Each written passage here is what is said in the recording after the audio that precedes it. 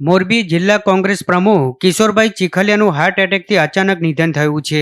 મહેન્દ્રનગર વિસ્તારમાં કાર્યકર્તાઓની મુલાકાત દરમિયાન તેમને મેજર હાર્ટ એટેક આવ્યો હતો। આથી સારવાર માટે તેમને હોસ્પિટલ પણ લઈ જવામાં આવ્યા હતા, પણ તે પહેલા જ તેમનું અવસાન થયું હતું। ચક્ષુદાન કરેલ હોવાને કારણે તેમના પાર્થિવ દેહને હાલ મોરબી સિવિલ હોસ્પિટલ ખાતે ખસેડવામાં આવ્યો છે। નિધનના સમાચાર વાયુ વેગે વહેતા થતાં જ સિવિલ હોસ્પિટલ ખાતે મોટી સંખ્યામાં કોંગ્રેસ, ભાજપ અને આમ આદમી પાર્ટીના કાર્યકરો ભેગા થઈ ગયા હતા। ત્યારે તેમના અચાનક નિધનથી રાજકીય અને સામાજિક વર્તુળોમાં શોકનું મોજું ફરી વળ્યું છે।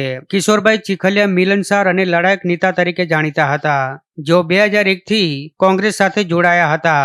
વિઠ્ઠલભાઈ રાદડિયાએ 2010માં કિશોર ચીખલિયાને જિલ્લા પંચાયતની બેઠક પર લડવાનું કહ્યું હતું અને 2010માં પ્રથમ વખત તેઓ જિલ્લા પંચાયત બેઠક પરથી વિજેતા થયા હતા। ત્યારબાદ 2015માં ફરી પાછા જિલ્લા પંચાયતની બેઠક ઉપરથી વિજેતા બની પ્રથમ 2.5 વર્ષ માટે કારોબારી અધ્યક્ષ બન્યા હતા અને ત્યારબાદ 2.5 વર્ષ માટે જિલ્લા પંચાયત પ્રમુખ તરીકે જવાબદારી સંભાળી હતી। ત્યારબાદ 2020માં વિધાનસભાની પેટા ચૂંટણી વખતે કોંગ્રેસમાંથી ભાજપમાં જોડાયા બાદ તેમના પત્ની અસ્મિતાબેન કિશોરભાઈ ચીખલિયા જિલ્લા પંચાયત ચૂંટણી લડ્યા હતા અને વિજેતા બન્યા હતા અને ફરી 2022ની વિધાનસભા ચૂંટણીમાં કિશોરભાઈ ચીખલિયા ભાજપમાંથી ઘર વાપસી કરી કોંગ્રેસમાં જોડાયા હતા અને 15 ફેબ્રુઆરી 2024ના રોજ તેમની મોરબી જિલ્લા કોંગ્રેસ પ્રમુખ તરીકે નિમણૂક કરવામાં આવી હતી।